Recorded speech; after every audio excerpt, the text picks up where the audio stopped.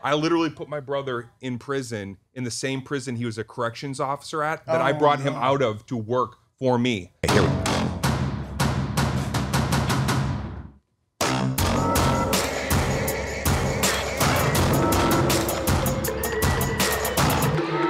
I'm Howie Mandel. This is Howie Mandel Does Stuff. And I'm Jacqueline Schultz, his daughter. And we have the illustrious Dane Cook with us today. Oh, I feel illustrious today. Thank I don't know you, what guys. illustrious means, but I thought it was a good word.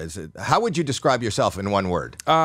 Given the outfit, pumpkin spice latte. I'm feeling very That's fall. not one word. He put it in one word. If you put hyphens, it kind of sort of is. Oh. That's the way I kind of created the opportunity to go with the pumpkin spice latte. Dane is here today not only just to talk to us, but to promote. He's got a brand new special I saw. coming out. And not only does he have a brand new special coming out, but people have specials all the time. And I haven't seen a lot of premieres. He's going to have a premiere of the special the day before, and at the Chinese Theater. The Chinese Theater, if you don't live in Hollywood or you don't, is the iconic. You know, if you look at Hollywood from the 1930s on. You know, they always had, it's on the Hollywood Walk of Fame.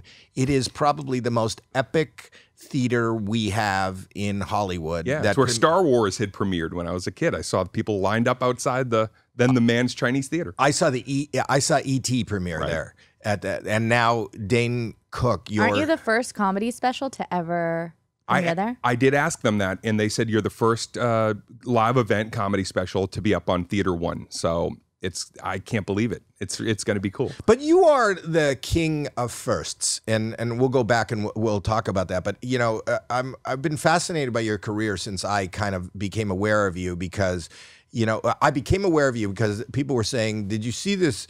There's this funny guy on MySpace." Was it MySpace? That's right. That was like there's a funny guy on MySpace. Yeah. And at the time, I didn't even know what MySpace was when I heard that. Mm-hmm. And you were the first guy to take clips of whatever. Where were you getting clips? You were just taping yourself in the clubs? I just had little clips in like WAV files, audio files. And by the way, I didn't even really know what MySpace was at first either. I just realized it was kind of a hang. A few people were in there to see tour dates or what have you.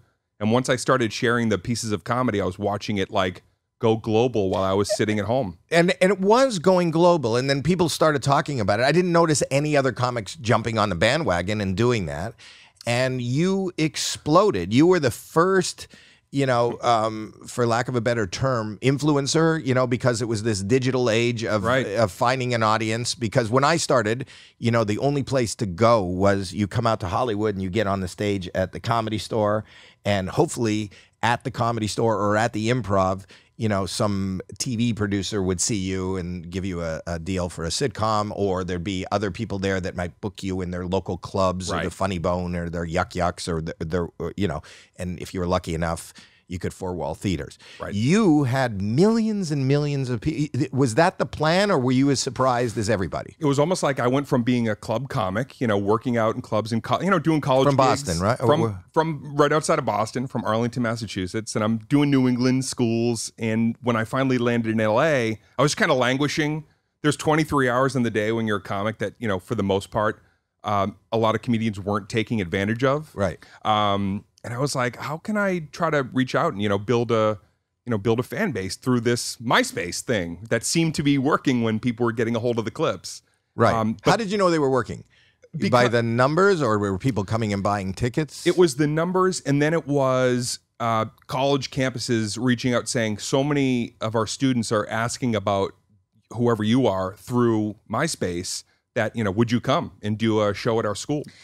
Because did you start when MySpace was just like a college thing? Wasn't it MySpace or Facebook that was just the colleges at first? Facebook was created by college. Maybe that's what it was. I don't know. But I felt like MySpace was kind of first to the zeitgeist, even though they were around the same time. But it happened pretty quickly. Stayed away from Friendster? I was on Friendster. I was on there, but it wasn't like it. It grew so exponentially in that first. It took about 4 years, pretty much dedicated to building that grassroots kind of following, and then that group of fans becoming literally a street team for me, because they were putting my stuff in places that I never even thought I could possibly get to. It was like almost like, you know, they say when you first start a career, it's like, how many asses in seats can you put? Like they want that data. I wasn't even providing that. My fans were putting me out there in places that I was like getting phone calls from, like, yeah, I'll show up there. Did you? What do you mean your fans were putting? What were they doing? Because a lot of that age fan base at that time were also the entertainment coordinators at the college, or whatever it was that was happening, especially in the college level. They were on MySpace, and then they were calling their bosses saying, we should book this guy. He's got 1 million followers on this new thing. And everybody seems to be really whipped up by it. Did you ever feel or hear any backlash from other comics that are like, because you did it so differently than what the norm was? Like he was saying, he would go to the Comedy Store, work out material, and that's really the norm. You were doing something completely different. Right. Did you ever get any negative input from other comics? Not at first, because I never kept it a secret. And I would literally go into the clubs and be like, hey, everybody gather around, do just what I'm doing, do this. So I never didn't share the kind of what I thought was the playbook. It seemed pretty easy to me. This is a place where you can garner and communicate with your fans. But that era was still coming out of the era where it was not in vogue to know fans when you weren't in the comedy mode. It was considered strange, pandering. It was weird. It was like a lot of comics looked down on it as I became more successful, because they were like, you're supposed to be skulking at the back of a club in a dark corner until you're finally in show mode. And I just didn't look at it like that. I thought it was a business of shaking hands, and I want to be elected comedy president of the year. I got to meet as many people as I can. So and then it seemed to, like, you exploded onto the scene, like playing arenas. And what's the biggest audience you ever played for? I did that Gator Growl. Oh, I did that too. That's 80,000. It's like 80,000. Did you enjoy that? I didn't enjoy it. It was a little much. It was like, I've done a bunch of Madison Square Garden and stuff. It's 19, 20,000, great. But 78,000, that felt overwhelming. Yeah, I didn't like that. And then you hosted Saturday Night Live. Yes. You did movies. Do you and now you seem to be getting back to the grassroots of stand-up. And I'm wondering, so I read about this, and I look forward to watching it. It's on something called Moment? Right. What is it? Tell me what Moment is. Yeah, so I partnered up with this website, moment.co. /Dane Cook, if you want to go directly to it. And what they do is you can basically, it's like a short-term lease. Instead of a streaming or a network where you share your IP, they put it on, maybe they promote it, maybe they don't, and then you want all your data and analytics to go, who watched it? Where did they watch it? How many people? I love all that stuff. I want that. Right. But you don't get a lot of that. I won't get into the legalese of it all, but... You don't get that just by putting it on YouTube? Well, I mean, you could if you wanted to do an ad-based YouTube situation, but I thought that Moment, one thing that I love that they did is they're creating more like on-the-go live podcast or live show telecasts in real time. They kind of bring the equipment, and then with them, you don't have to overthink the production side of things, even though I enjoyed that, the nitty gritty of that. But that's why I thought that they were cool. So it's literally 14 days. I get to work with them, and then the IP just goes right back to me. I can go to a streamer. I can really do whatever I want, but I get all the data. I get every piece of analytic that I want to look at. And how do you make money with that? Do they pay you, or do people pay to watch? No, they take a fee on the side. Everything is, you set your own price. I've got my merch through there. I've got the special through there. And then they take their fee just for keeping the servers robust. And then when it's over, day 14. So if I want to watch it on Moment, do I have to buy a ticket? Yeah, you just go into danecook.com or Moment. Right. You get a ticket right now, pre-order it. October 5th, it goes live, and we're all watching it together. Okay. Yeah. I'll do that. Yeah, I hope you do. I will. And then it may play on other places afterwards. You also shot it. You weren't. Everything is kind of new and different. He didn't do it in a theater. You did it in your house. That's right. At your house. On my front lawn. That sounds like a nightmare. For the neighbors. The cleanup was a nightmare. Yeah. You really did it on your front lawn. I did. So did you set up... You're not worried about security and people all knowing where you live and stuff? I checked every closet that night when people finally left my property, because I figured How many people were in the audience? A couple of thousand total over the 2 nights. Wow, that's a big line. They didn't know they were coming to my house. We shuttled them. They didn't even know it was my special or my house. They went to a parking lot. I hired a company called One Iota who cultivate audiences. If you need an audience, this company. Audiences are cultivated. Yeah. I did not know that. Well, they'll find your fans. I would like to live on an audience farm. Yeah. And just grow. So wait, they find your fans. Yeah. And They you asked shuttled for them up. 2,000 people, a couple thousand people That's right. on your lawn. Yeah, That's a big fucking lawn. And they were like, "Where are we?" And then they walked up, and I, came out of my, front door. Get off the lawn, you kids. I did say that at the end. Did you? I did say, "Get the F off my lawn." That is so weird. Yeah. And yet, because I was so excited about the material I'd worked on for, over 4 years, and had the great Marty Kullner directing it. Oh, Marty's a something- classic. The best. He did your other specials, right? Yeah, he did a Vicious Circle and Isolated Incident. Came back for this. But the cool thing was, once I was on my porch, something happened where it was like the showmanship of doing a stand-up comedy show, but then like people being in my life on my property, it brought something really cool to it. So man. your stage was your porch? Yeah. That's hysterical. Yeah. Now, why did you choose? Am I not? What's going on, guys? You're getting notes, but you're not looking at Oh. it. So they keep telling Pull you the to mic move to over. me. Okay. Pull the mic over. You know, you could talk to me too, guys. Well, it's tough to interrupt. You're very far to your right, so if you could just move a little closer to Jackie. We're getting with political the mic. See what he did there? See that? See what he did there? That's why he is who he is. Why my house? I don't know that I would ever do that. Did you have any? But you never want to leave your house. Like maybe that's a good thing. Maybe that's the way to go. Well, first of all, Dane, you must be doing very well to have 2,000 people on a front lawn. I don't think I could fit 2,000 people on my front lawn. Yeah, we had to get some pretty fit people in there. And we got all these beanbag chairs with like a back. Well, they're sitting. They're not only standing. This is not standing. They're not 2,000 people. What a lawn. What did the gardeners say when they showed up like that? He was pretty upset. I got to tell you. Did there they was ruin new the lawn? sod coming in about a week. Oh, the lawn was decimated after. Crew, and they're putting up rigs and cranes, and we had drones. And yeah, the house definitely looked like I'd had a banger when people finally left. And the neighbors. Yeah. Did you clear it with the neighbors? Do you go next door and go, "Hi, Dave, I'm doing a..." They were all invited except one woman who I just don't care for. And so she's in the show because I'm yelling at her the entire show. Because she yells at me at one point, and so we get a little She's serious. tete-a-tete. Yeah. That is so... You don't see that on a show. So she's just saying, could you keep it down? Like, is she upset? She said, I think she yelled, "Come on!" Like she'd had enough after like maybe 45 or 50 minutes. But I told her, I said, listen. Wait. Her problem was you talking for 45 minutes, not 2,000 people sitting on her street? I'm echoing through. It was in the hills, and it's like you can hear me, and I'm already pretty, vocal. So yeah, she at some point, I was hoping that she would yell something out because we've had that relationship for about 12 years. A shitty relationship. No. She's a little persnickety. Let's I just think say you're that. being nice. I think Persnickety. she's a... What kind of neighbor doesn't allow the neighbor to have 2,000 people over in the front lawn and put on a concert? I mean, that's just not neighborly to not... Well, her husband that used to live there was an opera singer, and I would hear him bellowing. Oh, and he sing- put on concerts too in the front Well, yard? no, but he would just, getting ready in the morning. I could hear him through the window, and it was just shoot right up toward my bathroom window. So Right. I said, "Listen, But I've somebody listened to your opera shows." singing that's fascinating to me. Nobody called the police. Did you Nope. did you need a permit? Yes, yeah. Had to get permits. Nobody called the police, but we had a police helicopter at some point. It felt like a YouTube video back in the 80s. It was like. Did it you have a turned into merch thing. booth? No merch. No merch. No merch. You could 'Cause have, But he's it is selling available his, at he's danecook.com. selling his merch for the show. yeah, but I mean, you could employ a neighbor. You could set Yeah. up a little stand on the neighbor's lawn if you want A lemonade Cook- stand and merch. Well, yeah. What about refreshments? Were they? How did they?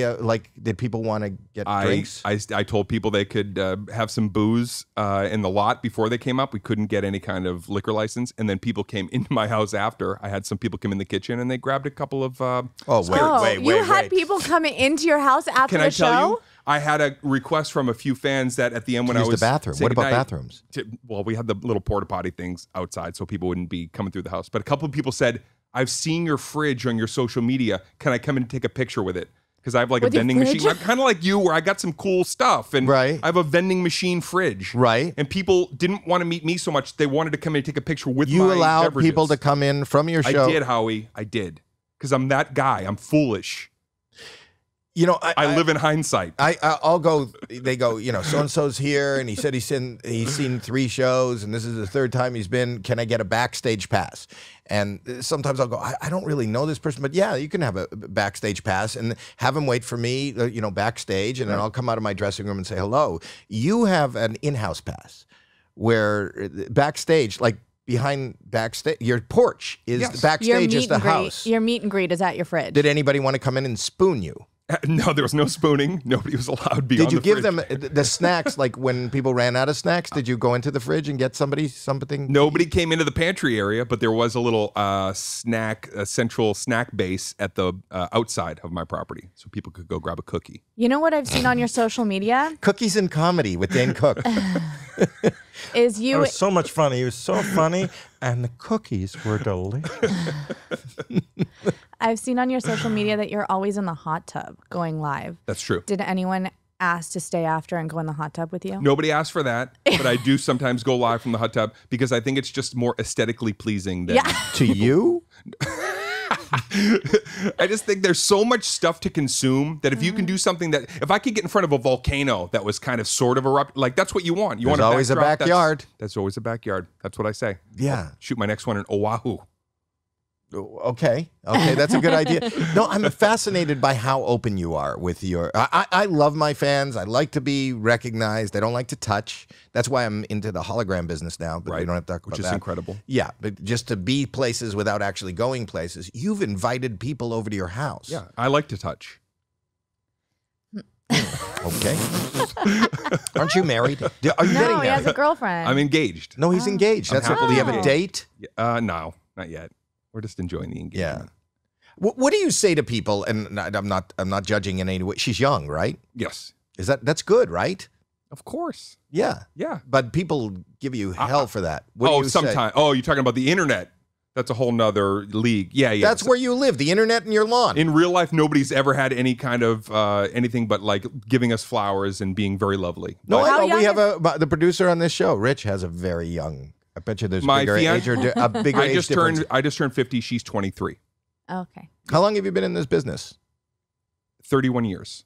So when you started as a comedian, she didn't even exist. And neither did I, quite frankly.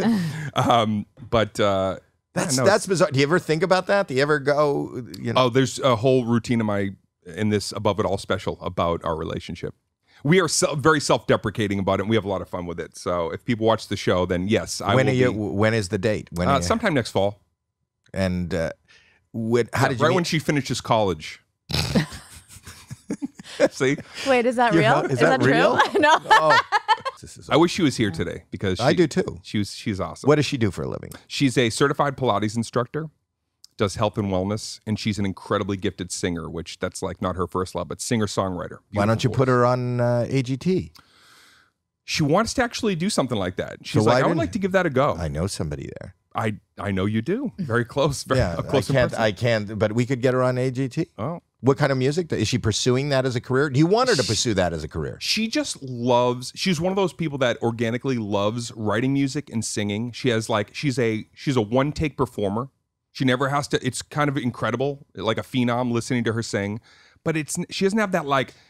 In comedy was like I want to meet these goals, and she's more like wherever it takes me. I'm kind of cool with whatever. How do you meet a 23-year-old? How do you meet? Where do you meet? I used to host every Friday night for 2 years. I had a code names or running charades game night at my house, and we'd have like 20 or 30 people come over. And if you had nothing to do on a Friday, me and my buddy Kyle would host it, and we would do, like I said, Mafia or code names or board games or whatever. Well, you did that. You used to go to somebody's house and play Mafia. Right? Mafia Was it is Dane's like house? No, it was Scooter.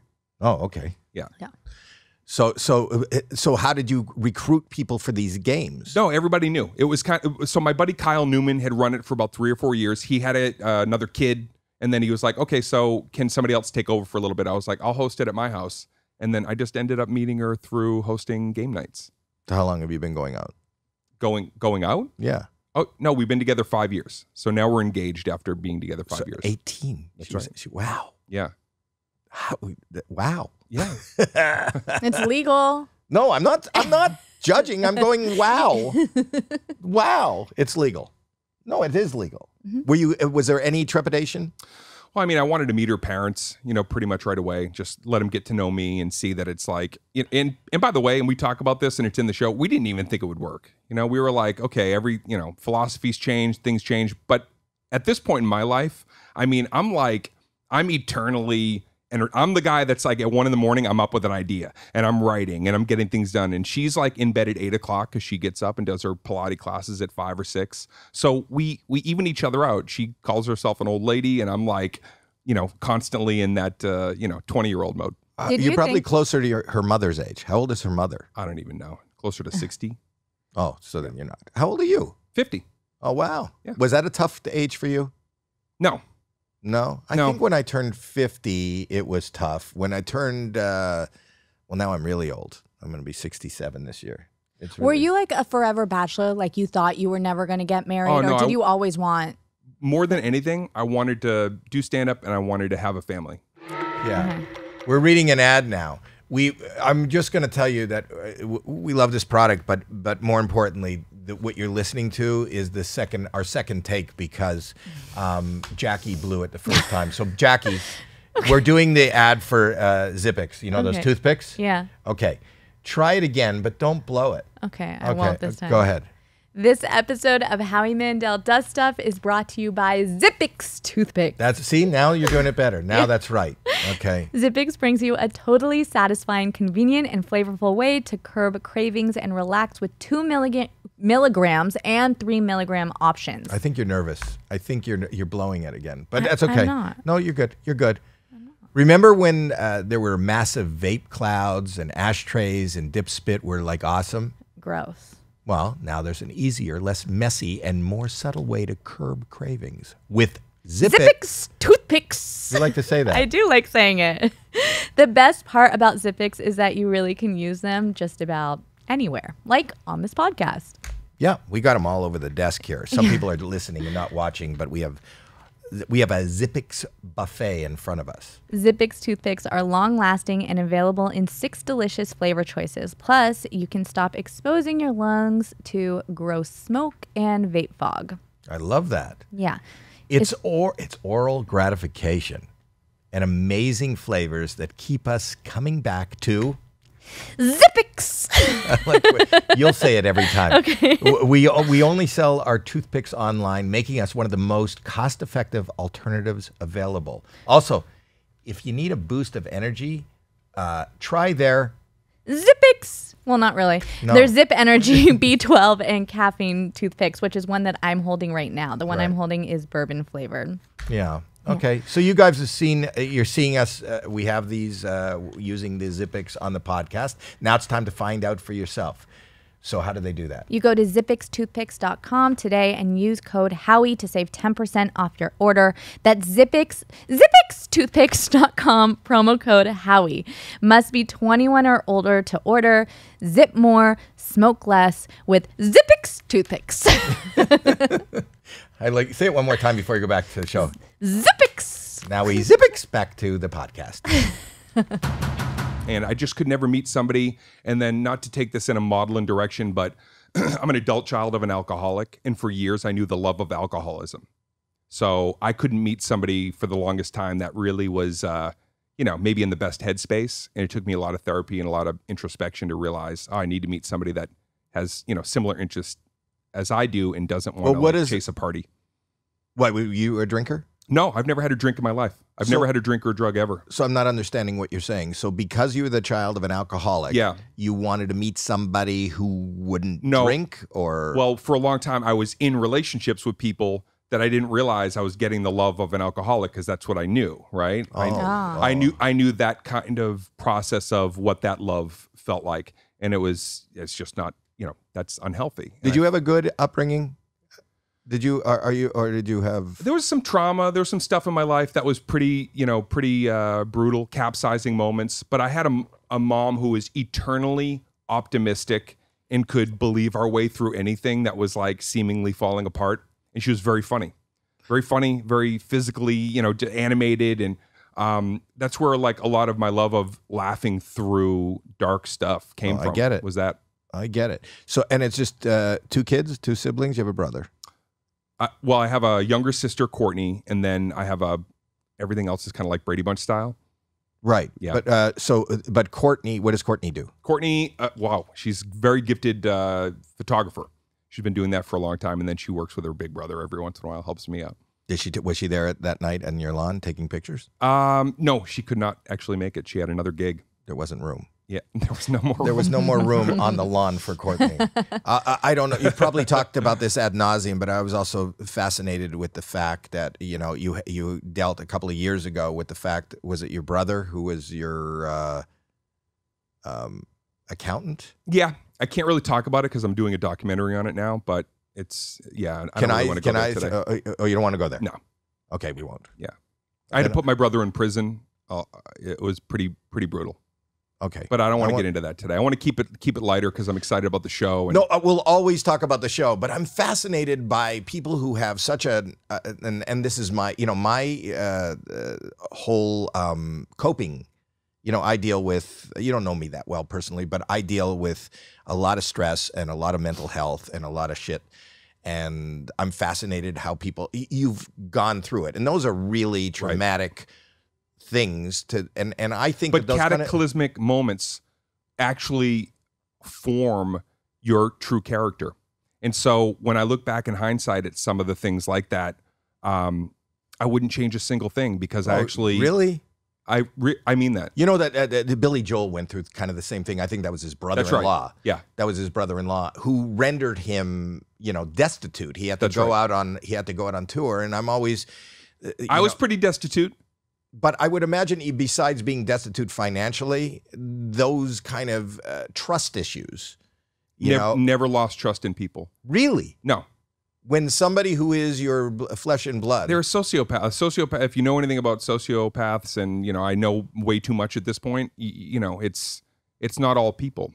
I know you don't want to talk about it. I'm not asking you to talk about it, but I'm talking about it. I understand. Everybody wants to talk about it. It's fascinating. It really is like my fascinating. own personal Dateline story, and I lived the center of it. But also you'll get to see it in the documentary. So tell me about the documentary. There is a documentary coming out in the fall. Yeah, we're doing a documentary about like kind of like that period of my life and what was it to be. Are you in the midst of shooting it now? Yeah, we're shooting it. And are you shooting it for a special? Or are you going to shoot it and then sell it? Or, That's right. Okay. Yeah. I love that. And you're producing it? That's right. Are you directing it? No. Are you? Is everybody being cooperative? So far, so good. Okay. Yeah. Is he still in prison? No. Do you speak to him? No. Is he part of the documentary? I love that you're like, we're not going to talk about it. We're not going to talk about it. I'm going to ask him a million questions. I don't mind. This is like a little hype. It's like, no, it's good because I don't mind talking about the Fringe because the reality is this unbelievable moment at the upper echelon of my comedy career. I'm the king of the comedy world in that moment. And the darkest thing is happening to me simultaneously. It's literally comedy and tragedy. And when it all kind of fell apart, or now look at it, fell together, it's fascinating. And even though it's my story, and yes, it hurt, and it was the ultimate betrayal, who I became from it, I'm grateful that it happened. I would not change a single thing. It was meant to be. Do you think he learned anything? I don't know. We'll have to see when we watch the documentary. I really want to see the documentary. I want to see your special. I want to watch The Moment, which comes out in October. And is it only on The Moment for how long? Yeah, we're going to be up there for 14 days. So people got to only get in there 14 days. Yeah. From October 5th. Yeah. For 14 days, they're going to watch The Moment. And then a fascinating documentary coming out. Probably next year. Probably next year. Yeah. I bet you that's going to be huge. I can't wait. You know what I want it to be, Howie? Honestly, like I'd love for it to be that perfect blend of something that's gut-wrenching and like caustic, but really funny. And I can look at it now, and there's a lot that I can laugh at about it. There's a lot of things that I laugh at, self-deprecating about who I was at that moment. You know, were your parents alive when that happened? They'd passed away 2 years before. Both of them had passed away in the same year of cancer. Maybe not. Listen, I'm sorry, and I know you're close to your family, but I'm saying maybe it's best as parents. You know, I have kids. Yeah, this is my daughter and sibling that they didn't have to see that, right? Yeah. Oh yeah. But did they get to see your? They got to see your success. They got to see the whole thing. Everything I told them I wanted to do from when I was a kid and seeing you in like '86 HBO, doing the Watusi or whatever it was, and you were like you were scorching the earth with that special, right? And I would watch that, and I said I want to be on HBO someday, and they got to see that. They got to see me on my first HBO special, so I was very proud to share that with them. Was it always your dream as a kid to be a comedian? Did you always know you were going to go that route? I believe so, because in junior high school, I watched Martin Short one night doing Ed Grimley on Saturday Night Live, and something really clicked, and I was like, I need to be around people like that, because that's how my brain works all the time. I'm in a fantastical state of what's funny.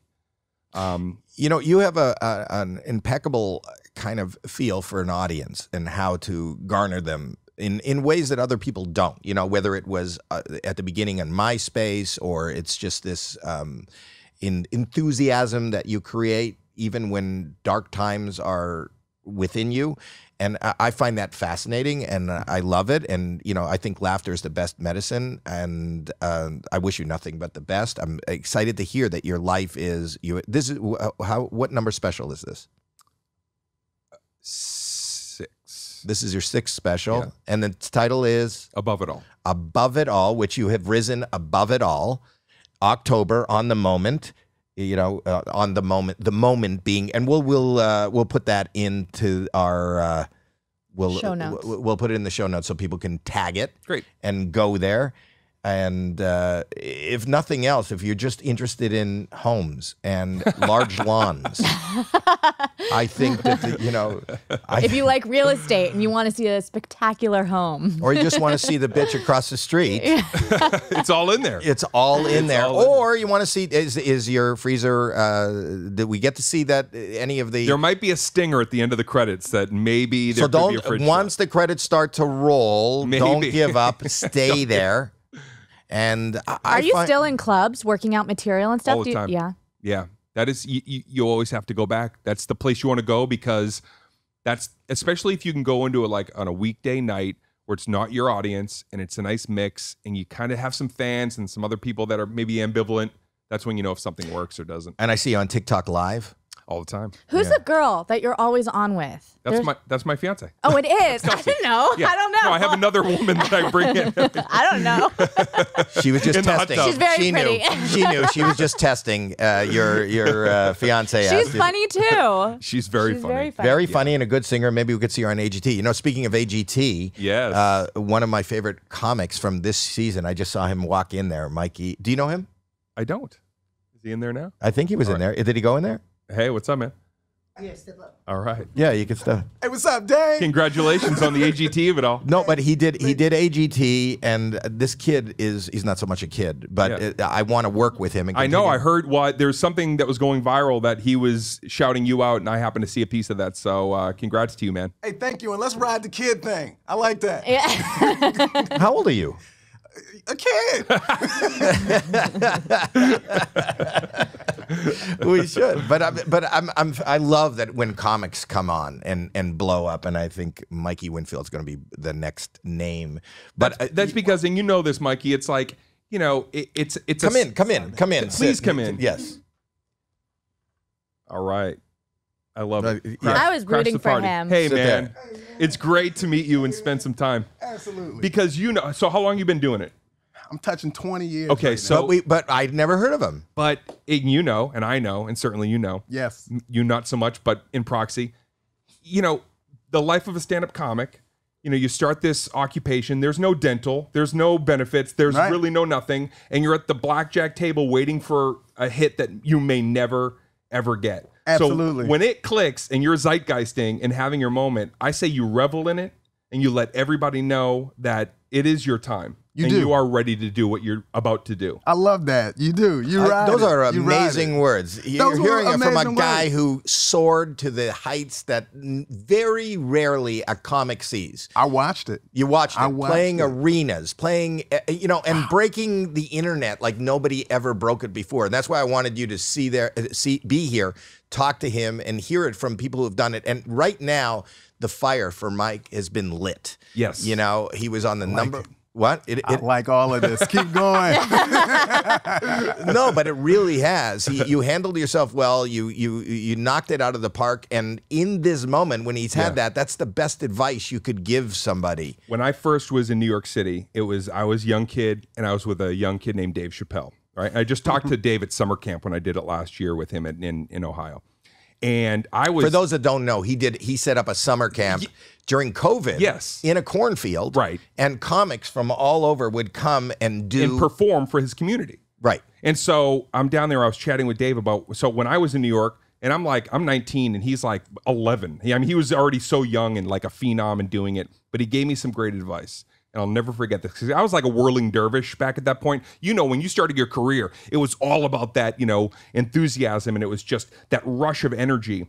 And I would watch Dave, and sometimes he would go up there, because I saw some clips, and you got that energy, you've got that great, that it's just wafting off you, a natural love of the game. I see that. But Dave could do that thing where he would slow down. I asked him last year at summer camp, I said, do you remember telling me in New Jersey at like a college gig, the key to having a well-rounded, successful comedy career? He knew it back then. And he goes, I do remember. I remember Dave looked at me one night. I said, how do you do it, man? I go, I got to go up there. I got to use every little piece of I'm trying to keep them. And he goes, the power's in the silence, man. Wow. Power's in the silence. So if you can have that gear and then, everything else. Hey. That's it. I believe all of that, but AGT gives you 2 minutes. There's no time for silence. That's why he's here. That's it. But we could take a moment of silence right now and just revel. Yeah, we can. So you just got here, but he's got a new special coming out on The Moment. Yes. Yeah, so we're going to be watching that. That's coming out in October. That's right. Look for Mikey Winfield wherever he is, wherever I am. I just want to do more with him. Dane, you're a gentleman and a scholar, and I'm thrilled. You're the king of promotion, the king of comedy, the king of finding the new platforms to do things on. It started with MySpace, and now it's the front lawn. So, he did a special. I don't know if you were here. I didn't know that part. He did his last shot it on my special lawn. on his lawn, and his stage was the porch. Innovation, once again. Up in the Hollywood Hills, we got some beautiful drone shots, and I think aesthetically, it's the most beautiful comedy special ever. I'll put that on there. I really think there's nothing like it. So it's if you really don't like gorgeous. comedy and you don't care for anything, you love just architectural beautiful, digest. there's something there for everybody. You should sell it to Home and Garden after you're done with Moment. Hey, listen, it's available for lease after the 14-day window close, so you never know. It's going to be great. And what are you doing next, Mike? You know what? I'm the tour is starting. I'm just getting some road gigs. I'm warming up to new energy, and everybody's like, "Is Howie real? Is he gonna hold you to it? I will." Really? And I'm like, yeah, I believe him. The thing about Dane, so after I gave him my cell number, he didn't give me his. Now I got it. No, that doesn't count. That doesn't count. Did he even text you? Sure. Did he even text you? He texted me 2 days ago Okay. How long ago did you give him your number? at the show. Yeah. So why did you wait that long? No, He's Mike E. Yeah. Winfield. it wasn't like that at all. No, You stood him up. No, I did. I reached out the day after. I was on a crazy adrenaline rush. Yeah. You're and playing I knew I hard was to gonna get. But I think you just got great advice from Dane. No, and, I and know I here's a did. guy that went through it, had these highs, and knew what to do with it, has worked with the best, continues to work with the best, is the best. So just what a great sage moment in comedy right here. Thank you both for being here. We'll have everything. You can click in our notes, in our show notes, and you can Or description. and you on can YouTube. and you can go watch his special. And I think on Moment you can buy his merch. You can do everything. And I watch you on TikTok all the time. yeah. You can see him in his hot tub, which is apparently aesthetically pleasing. Yeah. I don't know. if I Everything wanna- he does is aesthetically pleasing. I like that. Yeah. I don't like benign and boring. All right, and Mikey Winfield, you are the rising comedy star of the moment. Thank you all. Great to meet Thank you. you. man. Nice to meet everybody. That's awesome, man. No, it's really great. Good stuff, I'm dude. riding and loving it. What was that like that first time you went on that stage? Right? Your heart like something. You feel it, and you just got to land that first joke. Oh and my God.